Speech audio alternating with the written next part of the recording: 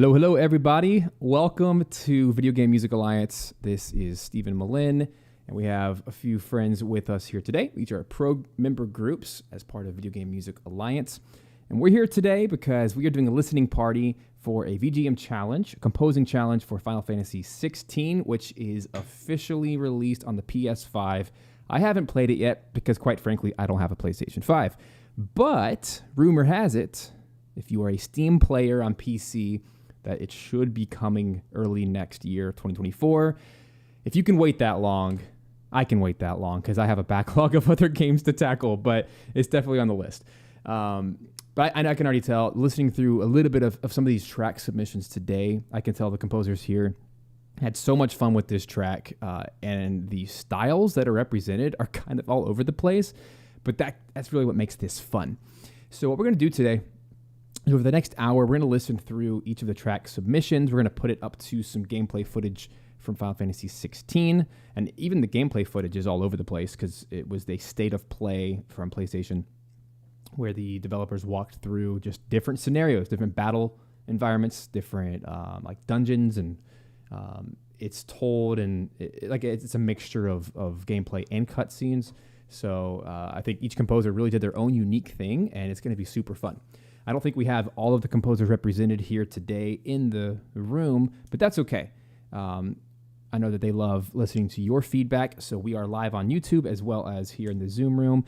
So we would love to get some feedback directly from anyone that's listening on a live chat somewhere. I think it'd be very valuable for each composer. That's part of what we do here is we love to give feedback. We love to help each other out. One quick announcement before we jump into the tracks and just start listening to some awesome music today. I wanted you guys to be aware, if you're not already a pro member, today is actually launch day. We are launched for the next 4 days, and the significance of that is later this week, we have 2 more live streams for VGMA on Wednesday and on Thursday, both at 12 p.m. Eastern Time, and we're doing 3-hour streams both days, and we're going to be bringing on 6 A-list composers. It's going to be incredible. People such as Austin Winery and John Everest, right? There's Jason Graves. There's so many great composers here. And they're going to be talking about everything from family work-life balance, like the business side, the emotional side, the family side, all the way to the music systems, the recording processes. We're going to be chatting through some specific feedback on some recent game soundtracks they've worked on. And it's just going to be an incredible experience of getting this firsthand experience. And so for all of our pro members, you get to actually ask the questions. You get to face-to-face talk with these legends, and it's going to be an incredible experience. So if you have not joined the group before, you actually get a 3-day free trial that you can join today. You can join tomorrow, or heck, you could join on Wednesday morning and jump in and be a complete newbie, and it'll be awesome.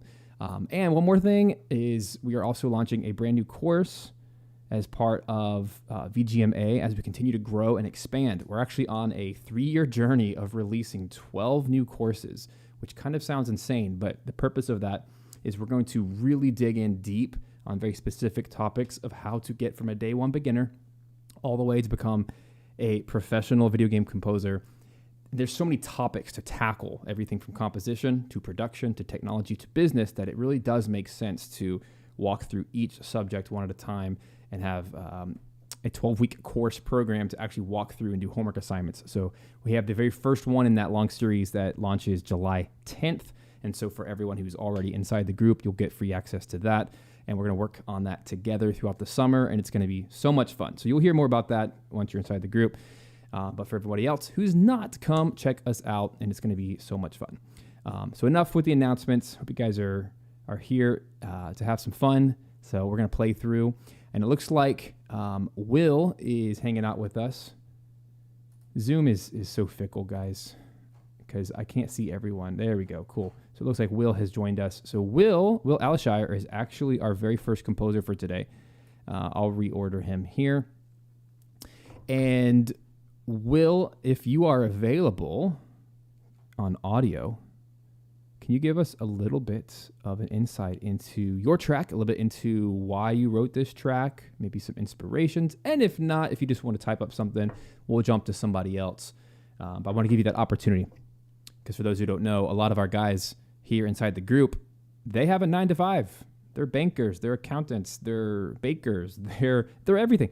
And I love that. I love that we have a nice diverse crowd literally all over the world. And so sometimes when we do these live chats, people just listen in. They can't actually talk, or they'll type in their responses, whatever. But I love that we have such commitment here. So Will, I'll throw it to you, man. If you have a second, go for it. Tell us about your track. Cool. Yeah. Real quick as I'm working.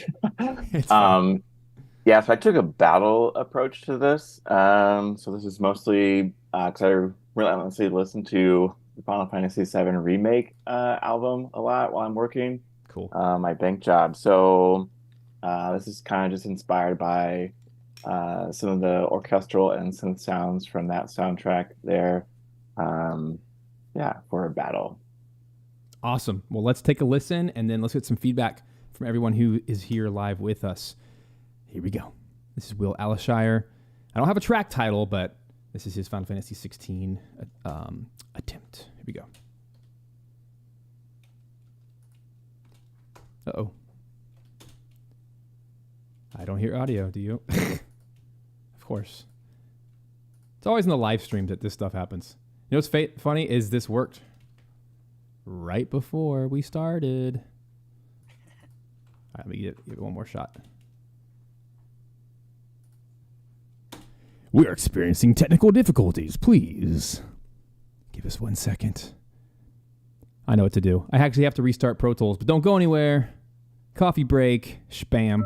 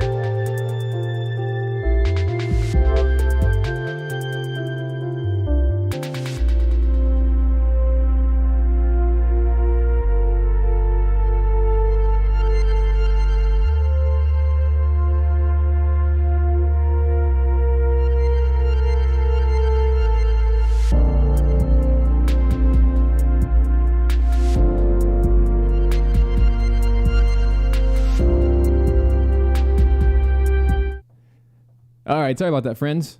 Whew.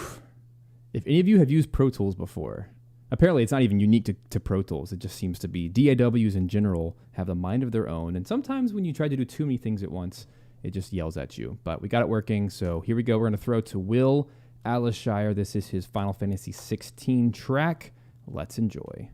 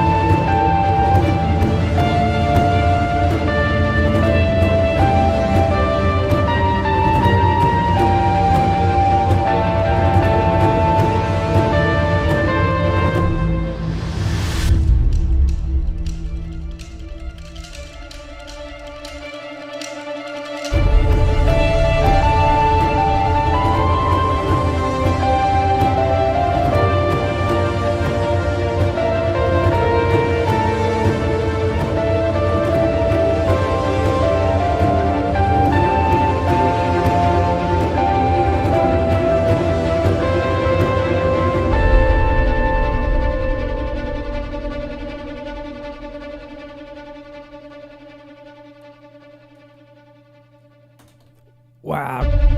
Man, can I get a heck yeah? That is so good. Wow. Okay, let's get some feedback from you guys because you were just chatting it up in there.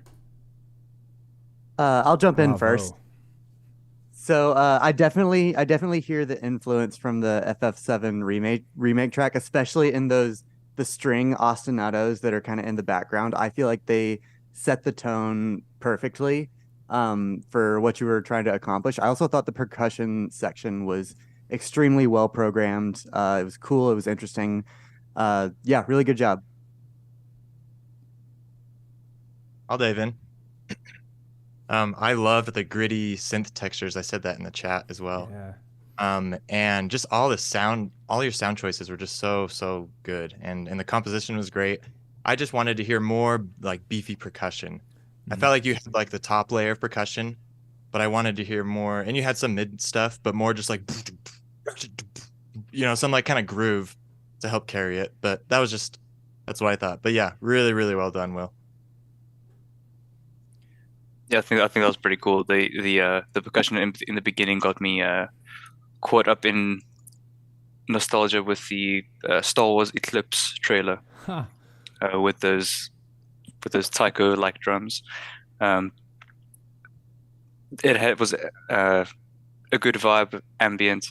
The only critique I would say is regarding the mix. It was very muddy. It felt like it was maybe swimming a bit too much in reverb for the percussion, because there were horns, but my ears were not droning, but it was occupied by the muddiness rather than hearing the other bits and parts of your arrangement. But other than that, I did not expect that. That was pretty damn cool. I think I have a unique. Oh, go ahead. I just also wanted to say that I also didn't expect that kind of vibe, but it totally worked. The percussion in the beginning with certain kind of intensity that I really enjoyed. Then the string build-up was really cool. I really liked that. And then this little synth run in between with lots of distortion on it. That was really unexpected and worked really well. That's got such a film music trailer kind of vibe. I expected a little bit more to happen after this, but that might just be me. And when you took it back in intensity, the whole thing reminded me a bit of the vibe that the Journey composer that we're going to have on, I think it was Austin. Yeah, Austin. He talked about that, basically having something intense without actually being that intense when it comes to the sound choices, which I think you really nailed there. Because it went up and down, so it feels really intense without actually being intense. And I like that. That's cool. Yeah, no, I love that. That was really awesome track. Yeah, right at the beginning, the way the strings come in is like it grabbed me right away, and then the percussion came in, and I was like, "All right, here we go." One feedback that I have about it is I liked the melody, but I felt like it didn't really have its own identity. It felt like it felt more like a improvised melody than a melody that's actually, taking some time to get the kinks out of it and turn it into its own thing. So that's main feedback I have about it, but it was really, really well done. Great job. Yeah, the only thing I was going to add is I have a unique perspective with Will because I actually worked with him in coaching for about a year prior to this, and the journey he has been on is incredible. Where he started to where he is today is nothing short of incredible. And so, Will, I want to applaud you for you've been applying a lot of the production things you've been talking about and creating signature sounds and being very intentional and obviously using reference tracks and all that type of stuff. So really good job. My only production note, I actually think the beginning is killer, and especially like the trailer, all the big drops. It makes it very, very interesting. My only note is right here about the 30-second mark or so. I feel like exactly to some of the earlier points that the mix became very muddy. And even though you had a clear, I think it was electric guitar line on top, the percussion didn't quite match, meaning the percussion was a little bit muddy and not super impactful. And all of a sudden you had this very clear electric line on top, but we just lost a lot of the intensity and the energy that you started with. And typically in a trailer type setting, you want to actually start small and grow bigger. always be growing bigger. But what you did is the opposite. You started big and then you went low, and then you just kind of faded out. So if there's one thing I'd change, it would actually just be the structure of it. Try to get your intensity to rise a little bit more extreme as you go throughout instead of relying on the intro. But your intro kicked butt, so maybe try to match that intensity or higher as you go. I think you have a fantastic track here that I would encourage you to continue to revise because it's a keeper for sure. Awesome job. Well, let's move on. Let's give clap emojis to Will for that. Really awesome job. Let's move on to Jake. And Jake is with us, and he has a track called something, Along the Sacred Path. I couldn't see it. Along the Sacred Path. Jake, tell us a little bit about this track and your inspiration. So, yeah, this was a challenge for me, which makes sense because this is a challenge, the June challenge. And but I've never really gotten into Final Fantasy games, especially the music. I've just never really dived into it. And so doing this, I tried to pay tribute to the elements that I knew were kind of significant to me, which was just like kind of like melodic woodwind stuff that would kind of poke out. But then I also tried to make it my own thing as far as like harmony goes and stuff. So I don't know. I just tried to have fun with it. And maybe I had too much fun. The point of it was to be kind of exploration-y music or map music. When you're looking at the map, that's kind of what started the whole inspiration. Cool. So, yeah. Well, that sounds awesome. I'm going to move your track a little bit further down in the timeline so that we can maybe see some more footage. Because we have lots to work with here. Let's do it. Here we go. This is Jake's track. I already forgot the title. Along the Sacred Path. There we go. If I can select the darn thing. And there we go.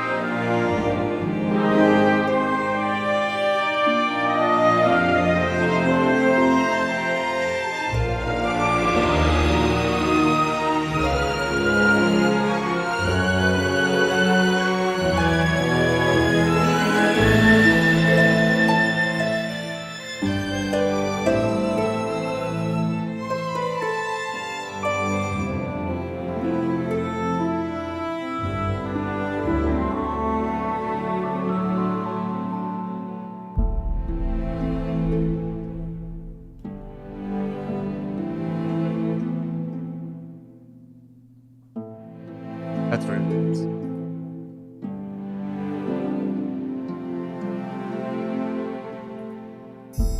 Beautiful, beautiful. Wow. Let's get some feedback on that, guys. That was The That was YouTube powered, Live dude. guys are losing their minds on this track. So they seem to love it. Of course, please do, Jake, bro, do not see this as an insult, dude. I see three inspirations. Definitely Star Wars, Mm. The Mandalorian, which is, I know it's Star Wars, but Ooh. a little bit different, and then Sims, bro. You've got these little, like you said, the woodwind flourishes and melodic lines. The string pulse, the string pulse works really well. It's kind of like leaning you in. It's like when it increases in intensity, it's like leaning into it, and that kind of it coming in and out maintains that interest. And then you have the melodic lines and such, and it really provides a great vibe for menu. Just exploring genuinely, I can see this in any kind of situation besides battle. Yeah. Yeah. Great book. I'm glad the footage eventually went to the map. It was all these like epic battle scenes, but as soon as it locked in, it was killer. Yeah, Jake, that was awesome. Yeah, I loved everything about that. In particular, I really liked the way your melodies worked. I thought they worked really, really well. You had a lot of sort of call and response going on in the melodies, sort of the way they were structured, and that, I don't know, for me, that's always what I'm going for in my melodies, and I think that's super effective in this type of music. I loved how colorful it was with the woodwinds, and then how you had the strings supporting the woodwinds. I thought that worked really well, and I also enjoyed your little contrapuntal counter melody stuff on the harp too. It was great.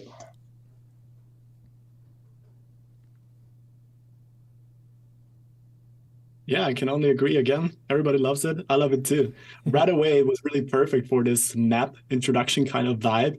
It got me right away with just the first little bits that came in. Also, like the exploration vibe with the flutes, really got like this flute writing down, as I also said last time. I'm just amazed by that because my melodies are far from great. I feel like they're one of my biggest weaknesses, I guess. So that's why I'm always, when somebody writes a great melody, I'm always like, oh, yes. And this playful vibe is so cool. I also loved how the strings came in all the time. That works so nicely. Yeah. Then also this little bell run in between. That I'm personally a really big fan of the Fable soundtrack, as I said last time as well. I love that. That was so much fun as well. Also, the key changes changed the whole thing up a little bit with a little bit of danger sprinkled in, which I really enjoyed as well. So it could also work as a bit of a town theme, I guess. So not only like with map and preparation stuff, but yeah, with this little bit of danger in there, it feels like a little bit of a preparation vibe as well, which works perfectly with this kind of map style. So yeah, again, well done, dude. To me, harmonically, I loved how you started each phrase in a minor chord for the melody and then shifted it to a major. And you do this back and forth, which is like the quintessential fantasy, the high fantasy type of sound. Obviously, it's in the name, Final Fantasy. I think that's an old school way of writing cinematically, and you mixed that with a very modern style of arrangement. And I just think it's this really cool blend of both styles. And I just think it very much screams your identity as a composer. And I think you are really coming into your own. And I would continue to lean into that. My only production note, just one, I have to critique something. I loved it so much. The solo violin moment took me out of it. Not compositionally. I actually think compositionally it's stellar. And I love it. There's like this one little moment. Oh, it's a solo violin. Because everything has been these big woodwind and string ensemble moments. But in that one moment, it felt like a fake VST. It didn't feel as lush and beautiful and meticulously crafted like everything else. So whether you grab somebody to actually record it live, that would instantly enhance this track tenfold, or just massage that moment a whole lot more, maybe with a bit more reverb, maybe EQ it a little bit just to make sure it doesn't feel like this little thin afterthought. I want it to really be this moment. Otherwise, I think it was fantastic. Cool. Thank you. Thanks, Absolutely, man. Well, let's move on. Adam is not with us today, but Adam Morton, his track today is called Chaos Requiem. So let's take a listen to this, and we'll give him some notes so he can listen back to the replay. So here we go. Adam Morton, Chaos Requiem. Here we go.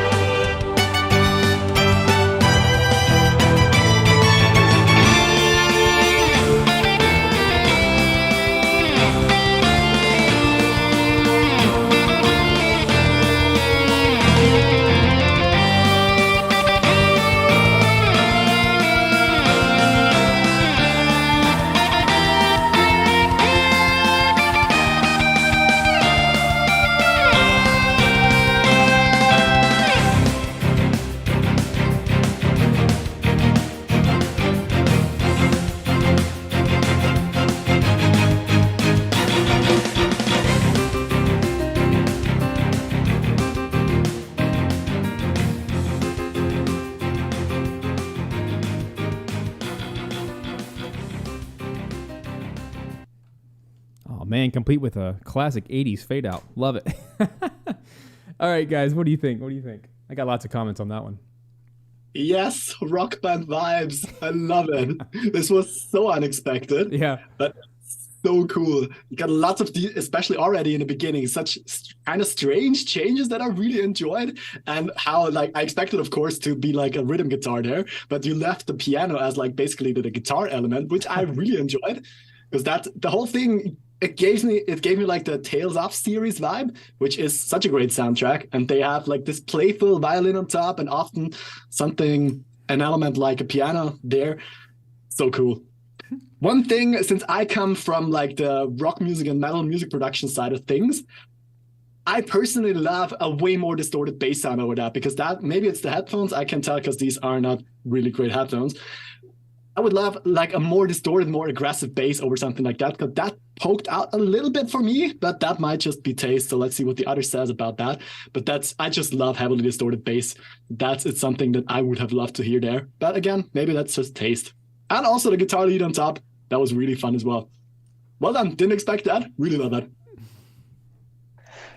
Yeah, that was awesome. I loved the composition of the composition. I like the rock elements mixed in with the piano, and then also the choir on top was unexpected for me, but I thought that it worked. And yeah, it was all really well done. In the middle section, I felt like there was something weird going on with the phrasing. And this might just be because I didn't hear any breaths in the choir. Having sung in choirs before, it just subconsciously, I felt like I was suffocating because I didn't hear any breaths. So that's something to maybe keep in mind when you're writing for a choir, is write in those breaths, even if it's a VST. So I think I have a fairly similar critique to that. I'm already singing the melodies. I thought that the melodies and the arrangement were super cool. But for me, also like Paul, coming from the rock band side, I thought the programming of the guitar solo, you could kind of hear a little bit of, I'm assuming it's a VST, but especially on some of the shorter notes, it didn't have quite the in-depth realism that like a real electric guitar solo would have. So that might be another situation, like Jake's violin in his track, where you might want to consider reaching out to a guitarist to play that solo, because that would make the track like absolutely killer, I think. Yeah. Yeah, kind of similar to an extent. So the track was a vibe. It had groove. I really I had a headbanging session there. In terms of the arrangement, when the choirs weren't there, even with the choirs there, but it felt a little empty because there was a lack of sustain.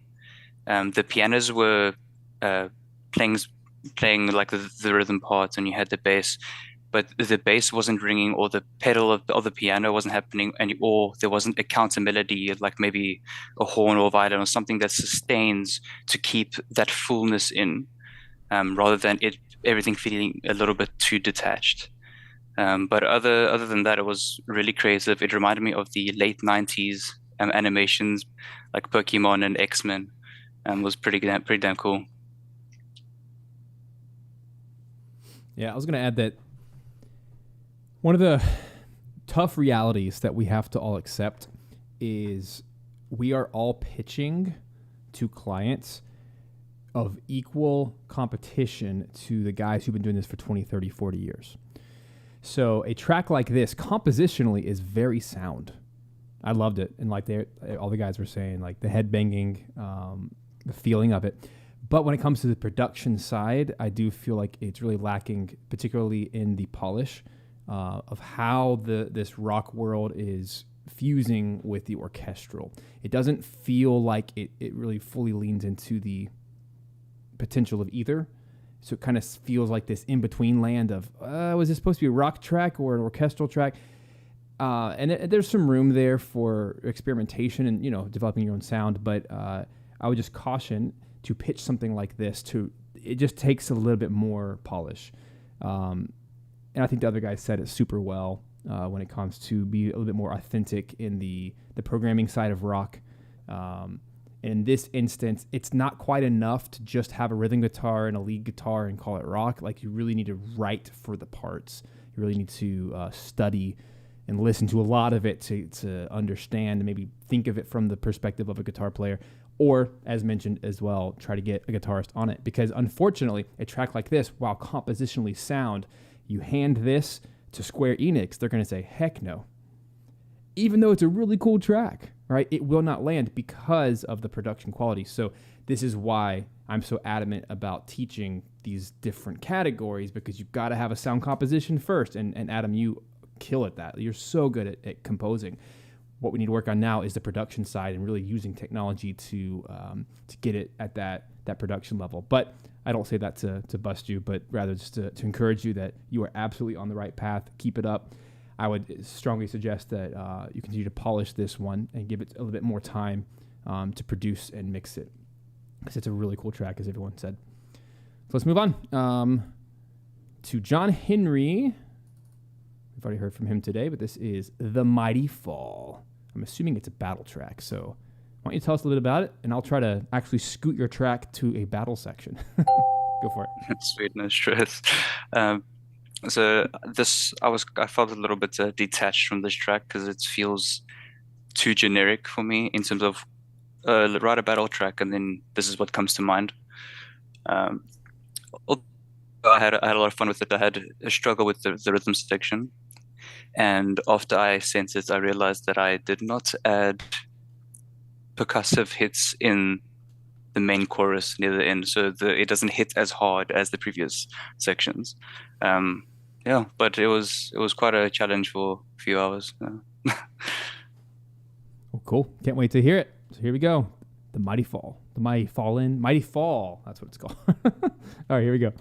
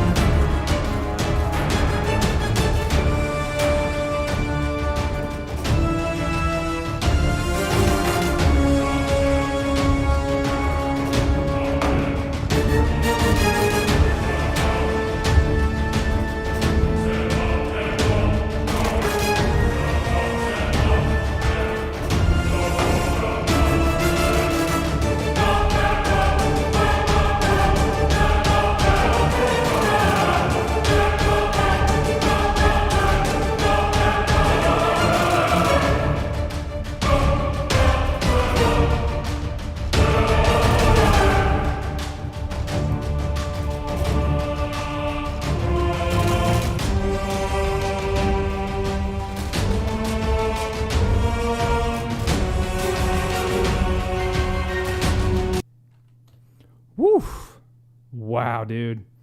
I'll start on this one. I'm too excited. You saw me headbanging the whole time. Oh my gosh. That is so cool. That feels like straight out of Dark Souls or Bloodborne. I love it. That's my jam right there. Totally fits the vibe. I love that I moved the video to that moment because it just felt so good with like the knights and the armor and the brass just really, really fit. I like what you already prefaced us with, that you feel like you could have done a bit more with the percussion or the energy at the end. But instead of harping on what wasn't there, I want to encourage you that I feel like your choir writing is exceptional. And I made a note in our live chat here that this reminds me so much of Hitoshi Sakimoto's Final Fantasy XII soundtrack. It's one of my favorite soundtracks of all time, and I've had the incredible honor of working with the man. And so I've really gotten into his mind of how he writes in this style, and you're so close to that style, and I would encourage you to keep leaning into that style of brass writing, which is a gift. I can't write like that. It's a very specific type of it's almost like the John Williams Star Wars style of like the really quick triplets and the really quick fanfare type of writing. And there's such a need for that in the video game space. I feel like that is your lane. This is probably one of I will say undoubtedly, this is my favorite track I've heard from you. And I'll say the same thing for Will earlier today. Super cool. But enough about me. Really big fan of this track. Let's hear from some other guys. You guys had made some cool comments about, why don't you share some of that?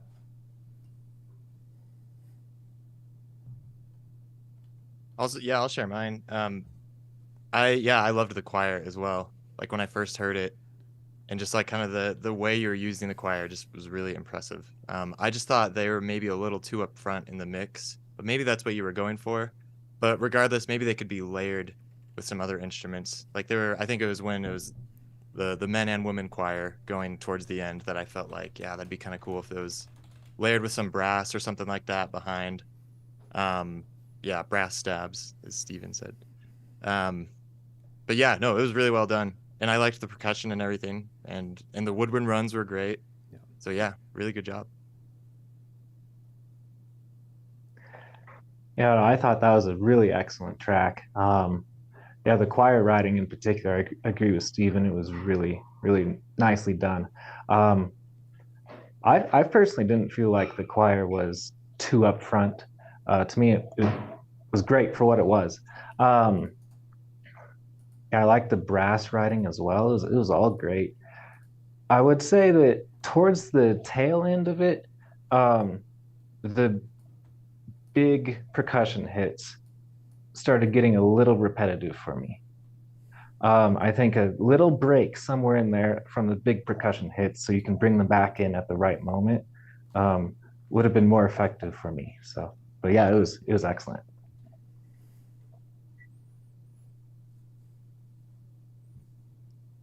I also really enjoyed that one. Completely different, especially you were in my stream back then and said it sounded similar to what I had. I really don't think it sounded similar to what I had. It sounds completely different, completely like something that I wouldn't do, but you would. So there's that. I really like this call and answer thing you got going there. Really cool that. Back into the changes of this unisono kind of little line where everything plays together. That's really cool. Has really nice storytelling vibes. To me, this is less of a big battle track, but more like, I don't know, a dangerous army coming in or something. So the knights with the black armor marching in or something like that. It's so cool. Then in the intense section, you had these little flute runs in there, which as last time you were so good at that flute running too. So that was fun as well. Back into like this more synthy section that to me, I really liked how different vibes that thing had again. It went from danger back into hope, back into danger, which is something I always enjoy because you don't know exactly what should I feel in this now, which is something I like, especially for a track like that. And yeah, as I said, if it's supposed to be like a big battle track, it might lack a little bit of the intensity, but then again, you said it sounded too cliche if you go with big percussion and stuff like that. So maybe there's that. Also, like the cool left and right thingies, I started doing this when it came up. Always like the little ear candy things that came in. So yeah, and also agree with like what Steven said with the Soul series or the Final Fantasy XII kind of style. Totally nailed that kind of lane, I'd say. So really cool track, dude.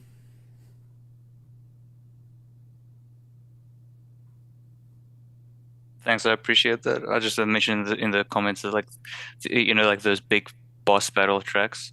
That was not my goal because yeah. So it is more of something where you're in a battle. It's important, but it's not vital to an extent. Yeah. Thanks. I really appreciate the feedback, guys. It means a lot. Yeah, great job on that. Well, let's jump to Caleb's track. Caleb's with us. So why don't you tell us a little bit about your track, Scarlet Fate? Yeah, so the intention of this one is to be a really fast, fairly intense action piece.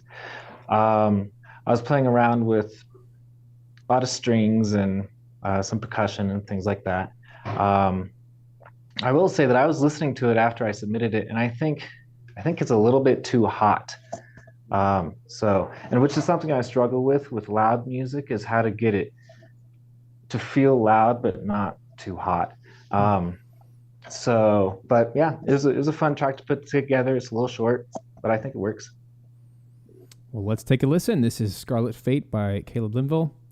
Here we go.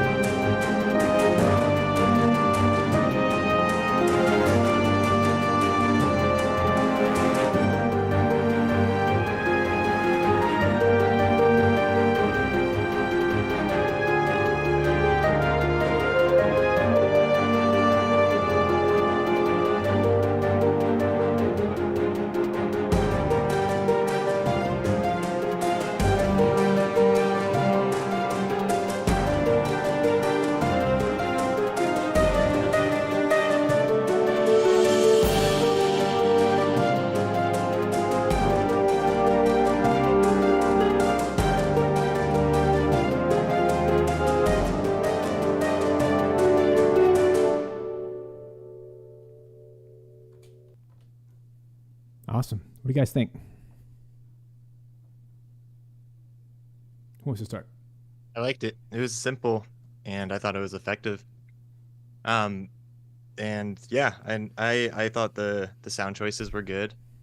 And my critique would be when you dropped out the percussion, it kind of sounded like a mistake or like something was missing. And I didn't catch what you said in the beginning. So if you explained that before he played it, then my mistake, my bad. But I'm gonna. I definitely didn't. So yeah, okay, that's cool. Good feedback. But yeah, I think I think it's okay to do that, but there are some arrangement things you can do to make it sound more intentional. Like, I think what made it sound off was that you still had the low strings and all the other low stuff playing. And if you think like in a rock band setting, usually when the drums stop, the bass guitar will stop too, or some, more or less. And that I like to think of it in that sort of sense. Whoops. I like to apply it in that sort of sense where, so if you're going to drop off percussion, just have like high end stuff, maybe. That's just an idea to make it sound more intentional. Then when the percussion comes back in, it sounds more full again because all the low strings are in again and whatnot. So, but yeah, no, it was good. It was simple and effective. Good job. Cool. Thank you. I also thought it was really cool. It was a completely different vibe once again, which is amazing to hear so many completely different vibes in this for the same picture. To me, it seems like a key moment preparation kind of thing. For this, it would work perfectly because it got this kind of intensity again, this like angsty uncertainty in there, which I think is really cool. The looming danger. I also really liked the little bit of the horns you had in the back and the plucked strings. And I think this, when it comes to the loop side of things, this really loops really well. So yeah, short little track, but I think what you were going for and what it's supposed to do, it does really well. Great. Thanks, Paul. Yeah, I agree with that. I agree with Will in the chat. He mentioned that for small battles, rather leading up to a boss fight. I also if you feel like if you're pummeling through these pawns leading to the king and queen kind of a vibe, that's 100% fitting. Something that I do notice with a lot of people in the VGMA that are also in the Discord group is that it's also very difficult to manage. I struggle with it as well, is the muddiness via arrangement, not only mixing. With reverb and orchestral instruments, being careful of those low mids. If you don't EQ the reverb, it's gonna be an issue. And also with focusing in terms of for the clarity of your ear to not get tired or fatigued is to use the entire frequency spectrum. If something is mixed well and you put a high cut to, like, let's say 4K, your ears are going to get tired. You need that high end to have your ear breathe, so your ear doesn't get tired with that. But in terms of other than that, the composition was interesting. I enjoyed that. The critique on that was only one thing near the end, the arpeggios. That was the melody was a little repetitive at that point. Maybe if the note variation was it's a tiny bit different in one of the repeats, then that would fix the issue. But I enjoyed that a lot, especially for, like I said, with smaller boss battles. That's good. Awesome. Yeah. Thanks, John Henry. I was going to say that Will just said in our live chat here, he said, I feel like we need some production lessons now. I would love to learn more to put it in practice on that topic. Basically, everything that was just said was a production technique or suggestion, and I will agree with that. Caleb, I think that compositionally, and this is just in general for, I think, just about everybody in our group, compositionally, everyone's pretty sound. Like, everyone kind of knows what they're doing when it comes to instrument choice and melodic writing, harmonic writing, right? But that's not why you're here for the most part. That's just kind of step one. Step two is the production side, and just a little heads up that the next course we're going to be doing in a few months from now will be a production course geared towards these exact discussions. And so just a general tip for you, the track itself was very hot. You weren't wrong about that. It's about 5-6 dB compressed. So, and I don't want to, this is not the time or place to go into a lesson on compression, but sound will naturally compress if it's smushed against the ceiling. So what that means is unity, which is 0 dB, right? That's like 100%. If we have a container, 100%. What you've done is you've just taken, let's say, 110% worth of material, and you've squished it down to 100. And what happens is all of that overflow causes peaking. And so 6 dB worth, this is getting highly technical, I know, but 6 dB worth is now peaking, and it's all just kind of crammed into this jar.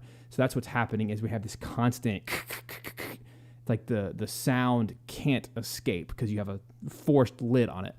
And this is where limiting comes in. This is where compression comes in. This is where EQ comes in. This is where, as John Henry was talking about, doing some EQ on your reverb. So there's some pretty basic techniques you can do to always make sure that that doesn't happen.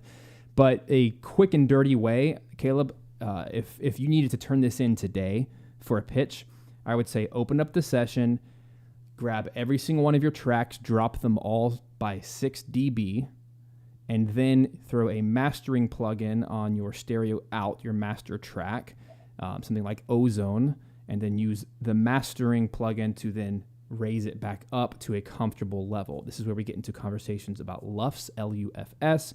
Mm-hmm. So there's a certain ratio of volume to loudness. That's what you're talking about. Loudness is a perceived value. Loudness you can't measure loudness, but you can measure volume. So there's a whole science behind it, but in general, if I could tell you one thing to do, I would literally drop the level of all of your sound by 6 decibels, because that's about where it's peaking.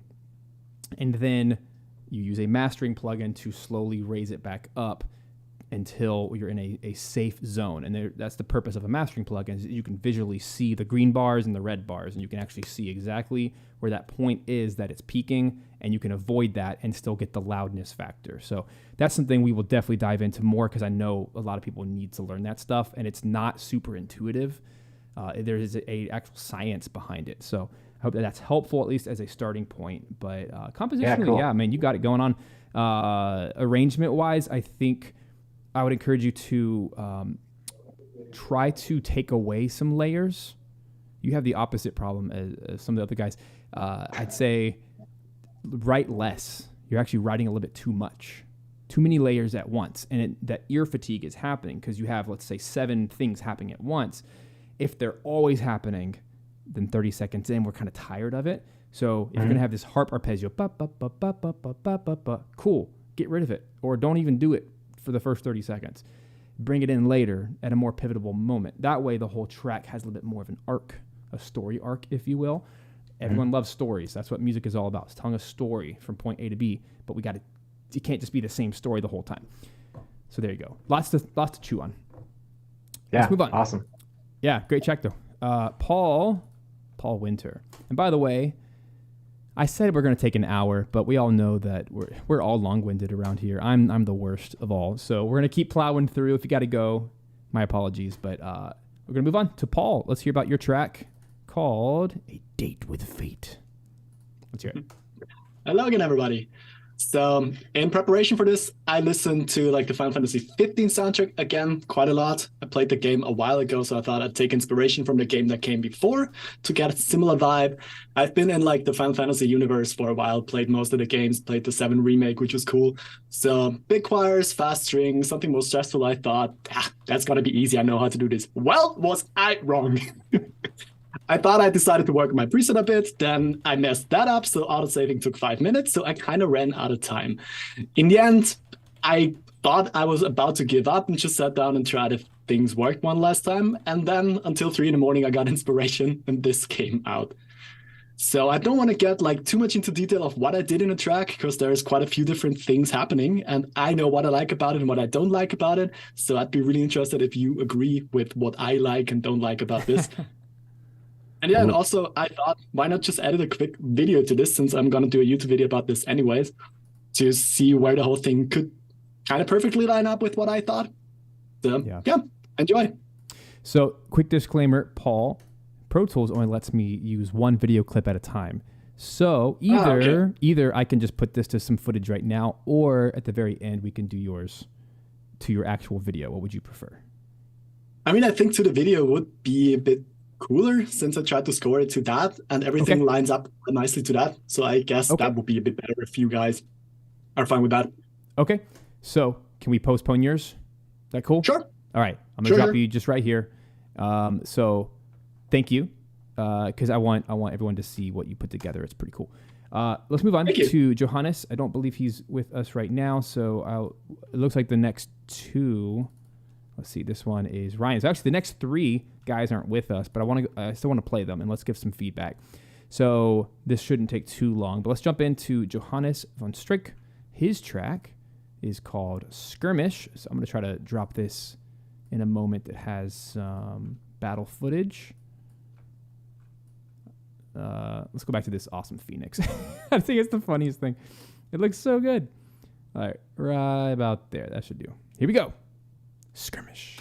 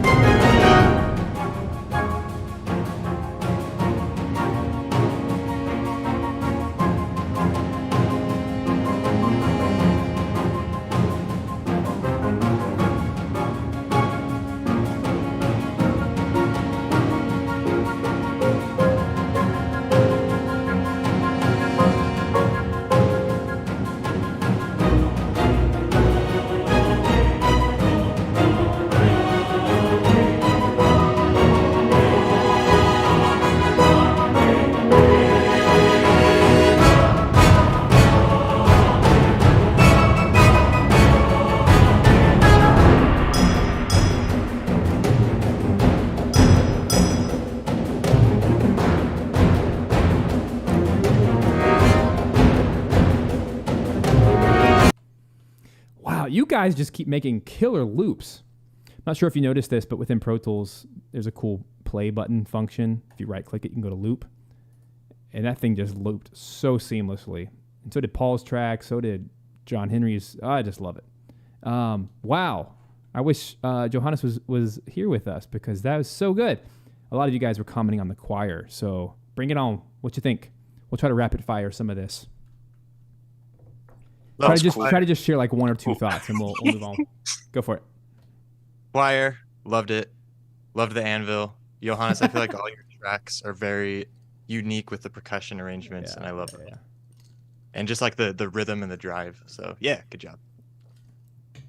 Textures were great. The choir was good. It was great. The arrangement was wonderful. One critique with the brass, I think where Stephen is now with the timestamp at around 143. There's a sustain a brass that's clashing with the piano, or it's building up frequency with the piano that's kind of bothersome to the ear. But other than that, the mix was pretty clean. I enjoyed that a lot. That was actually my top comment was on the piano. The piano felt disconnected from the rest of the ensemble. I felt like it was too dry and too forward in the mix, and that should be a pretty simple thing. I would actually recommend just trying a different sample altogether. I know you guys have heard me gripe quite a bit about the VSL, the Synchron pianos. They don't work too great on stream apparently because they're just so CPU heavy, but something like that that is already like a Steinway in a hall, something that's already recorded in a hall type setting works really well with orchestral instruments because it's a distant mic and it's going to blend a whole lot better than a studio Yamaha C7, which is for pop music, right? Totally different environment. So you got to know a little bit more. It's kind of like choosing a guitar, which one to use. There are some tried and true. There's some history to choosing if you were doing this live, you would want to try to put the piano in the correct space. So why not choose your samples appropriately as well? That's my one comment on there. Anybody else before we move on? That's Final Fantasy VII vibes. I really like that. Yeah. If this is basically supposed to be like a big homage to that and following the whole vibes of that in the Final Fantasy universe, that was really well done because you could really hear like this dun dun dun dun dun dun dun, and there's so fun. And I really enjoyed the dynamics. And as everybody else said, the anvil. Yeah, I agree with everything that was said. It was awesome track. The arrangement was good. The dynamics were good. That's hard to do, to get really robust dynamics using VSTs. So well done. Yeah. All right, friends. Let's move on. Thanks for the feedback. Let's go to Courtney. So Courtney Myers wrote a track called Hold the Line, which sounds like a battle track to me. So let's put that in another similar battle area of our video. Let's take a listen.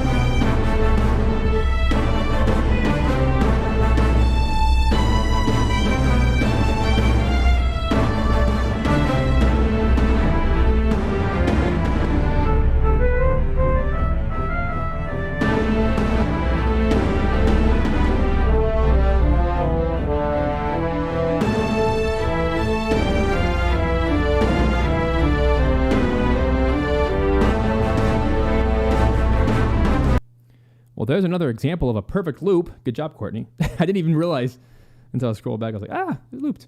Let's get some quick feedback for Courtney. What do you think? I think the composition is fantastic. I think if the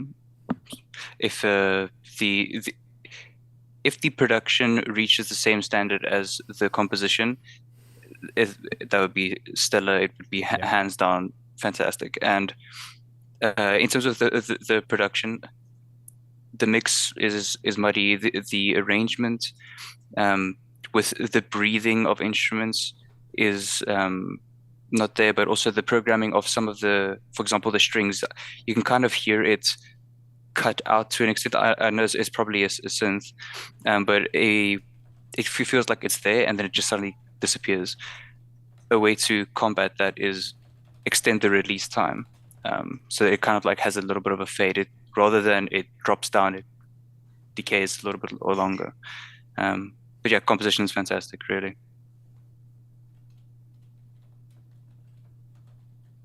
Anybody else want to share?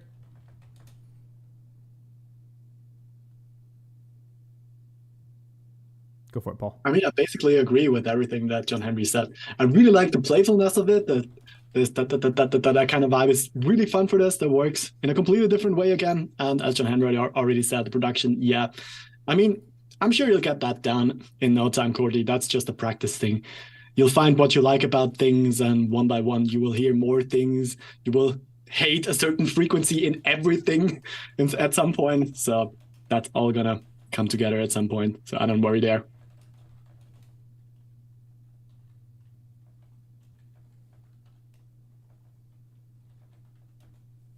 Well, I'll add on to that real quick. I know we're trying to go quick. Courtney, I totally agree that this compositionally is very sound. We got to work on the production side, getting it up to par, because unfortunately, like I mentioned earlier in the stream, that you're still competing with the Hans Zimmers of the world. And it sounds insane, right? It sounds insane that you'd be competing with people who've been doing this for decades. And you know, all of our A-list guests that we're going to talk to this week, these are people who, they've been doing this for decades, and their music is stellar, always. And the only way to stand out is to be different, but you can't really stand out if production-wise it doesn't compete at all. I think you have a lot of cool ideas here. It really is just a matter of getting that mix dialed in. And I would, particularly for you, Courtney, I would recommend you working on layering some of your sounds, meaning there's a moment in here where I think it was just a violin or a violins ensemble to do the melody. Well, why don't you try doubling it in octaves? So the first violins and the second violins now have an octave melody together. Or maybe take the French horn section and double that, and then maybe another octave with the trumpets doubling that. Maybe a choir beneath with some chords, or a low piano, or some percussion, or a synth line. Like, there's a lot of ways to start to beef this up and make it feel a bit larger than life, because the visuals we're seeing are these huge, epic fantasy moments, and a single violin, unless it's meant to be like a solo violin moment, a single string section just won't cut it. It doesn't visually fit what we're expecting. So that's really what I would have you lean into, is the layering side of things. But of course, fantastic job here. Proud of all of you for having the courage to do these challenges, because it's not easy, you know, getting your music critiqued in front of other people. But I think there's also a lot of power that comes from that, a lot of encouragement. So let's move on to, got a few more here. Ryan. So this is Ryan Treblecook. His track is Melody for Forgotten Heroes. And he wanted to specifically time to this chunk right here of the video. So let's jump right into his track, and we'll give some feedback. Here we go.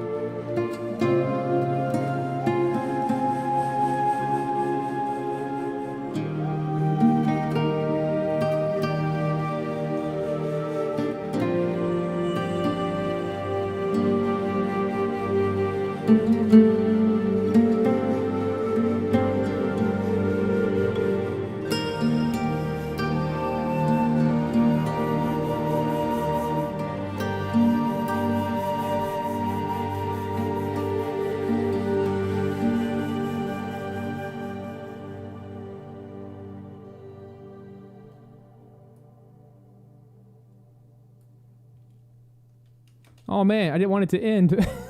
That's so nice. I was just typing in the chat. This is perfect music for skill tree moment where you're just kind of, you want to be relaxed because we have all these intense battles. Now we're trying to focus on the RPG elements of leveling up our characters and choosing skills. We don't want tense music for that. But this isn't necessarily free of tension because it still has like these what's the word I'm looking for? It's not intense, but there's motion and emotion kind of infused in these crescendos and decrescendos of the pad in the background. And then you have this gorgeous guitar. That must be live. That is so, so nice. And it's mystical because it's like this big reverb. And oh my gosh, Ryan, that's your favorite track. My favorite track of yours so far that I've heard.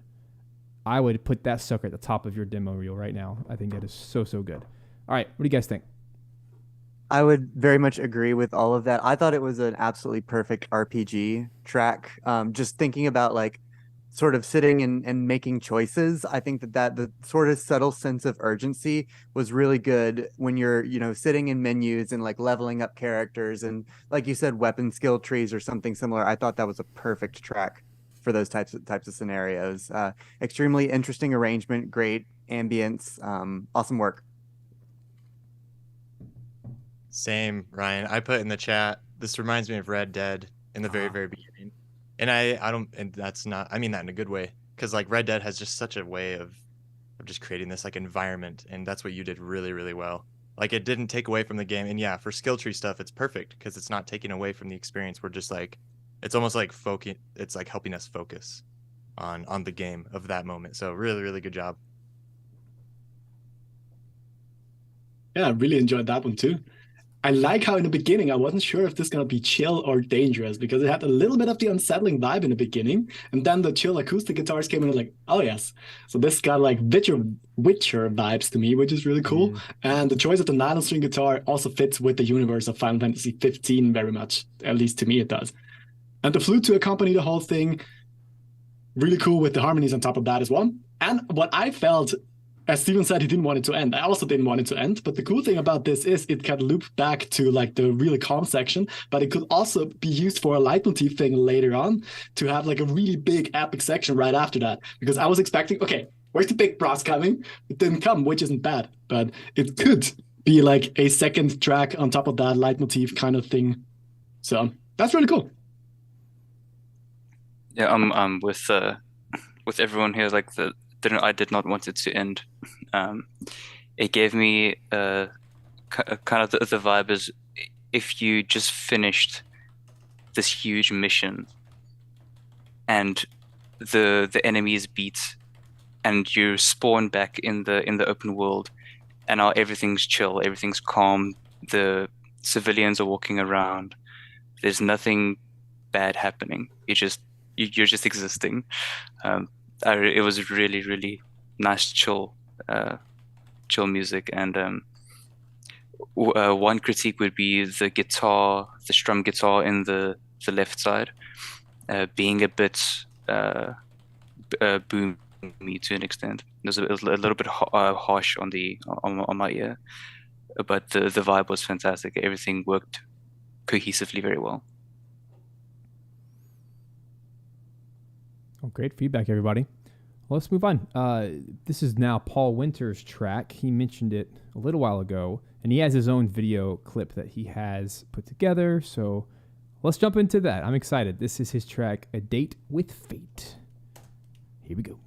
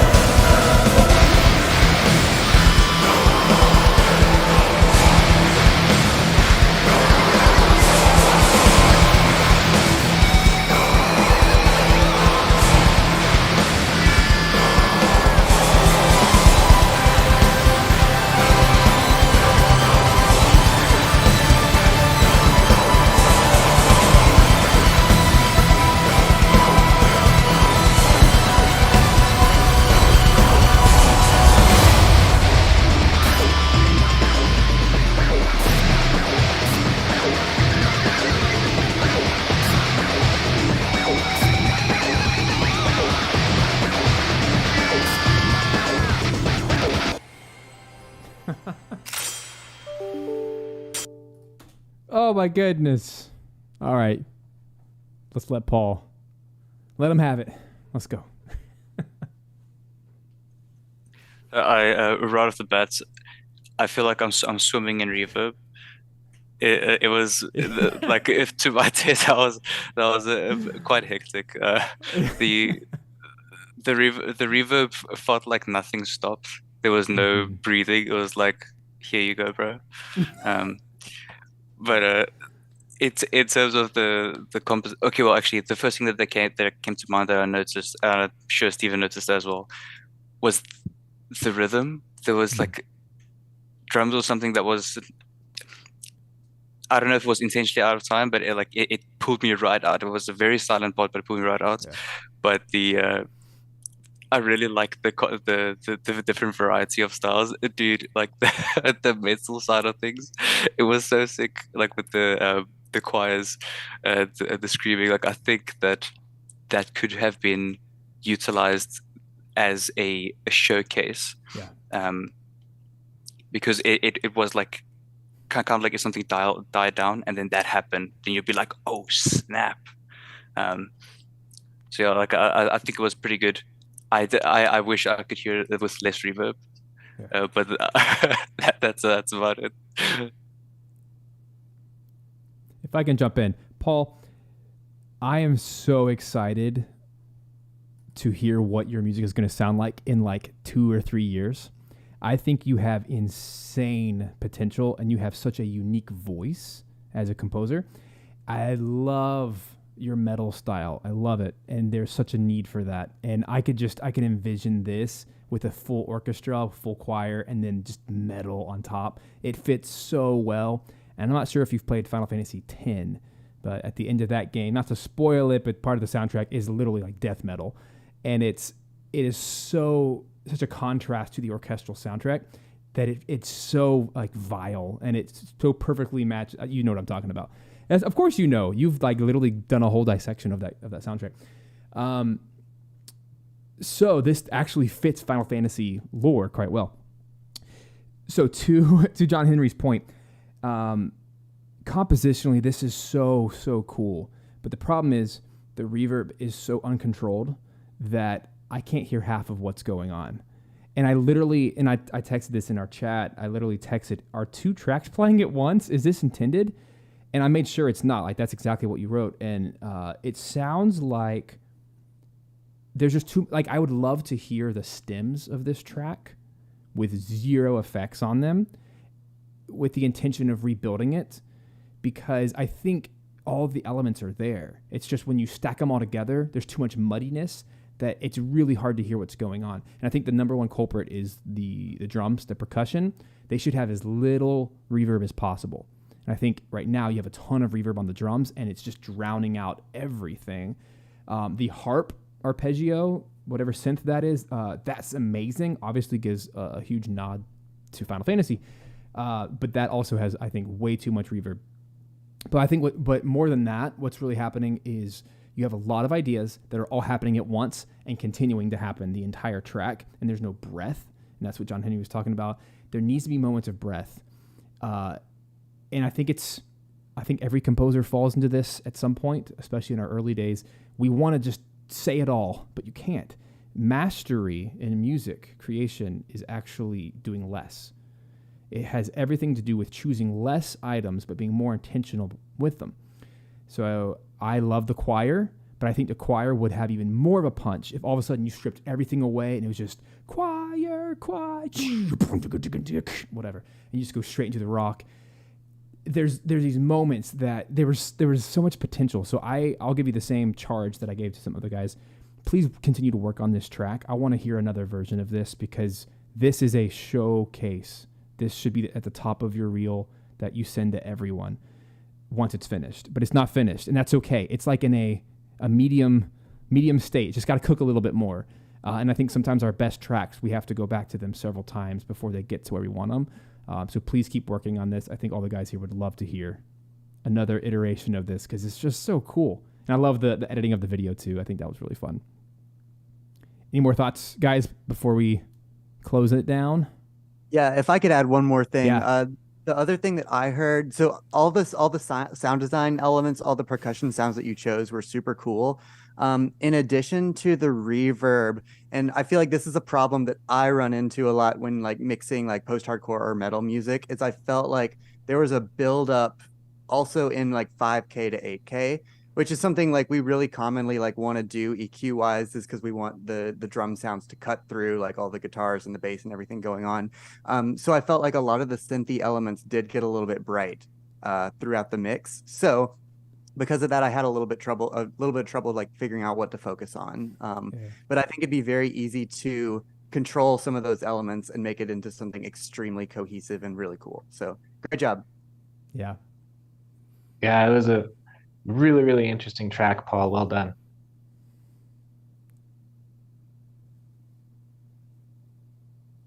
Yeah, thank you all so much for the feedback. That with the reverb, that is very true.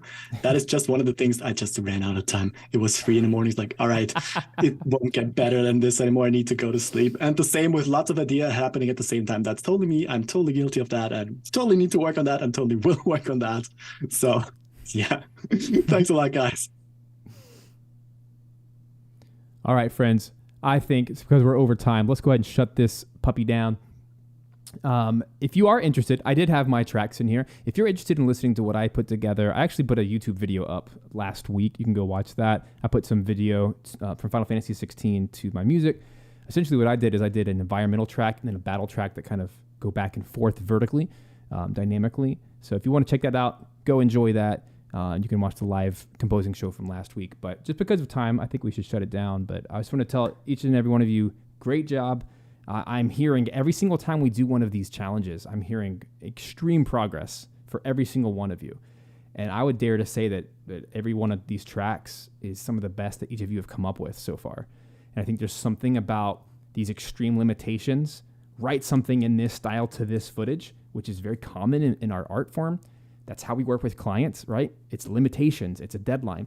There's something about this that it forces us to dig deep, to write quickly, to try new things, and to get out of our comfort zone. If you're comfortable writing music, you're probably not doing a good job. That's what I've learned over the years.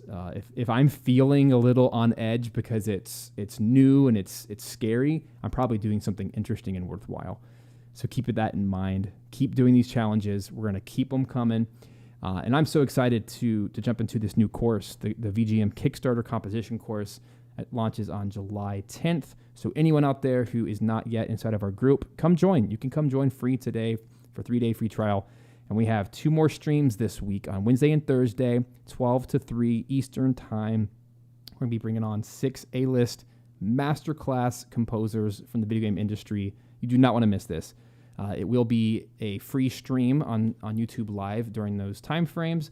But for all of our pro members, we get to actually have the chat and we get to ask our questions and meet some of our heroes. So it's going to be a ton of fun, and I hope that you guys show up for that. So thank you guys for making the time today. I know we spilled way over time, but thank you. And I look forward to seeing all of you guys later this week. So you guys take care. Thanks for participating.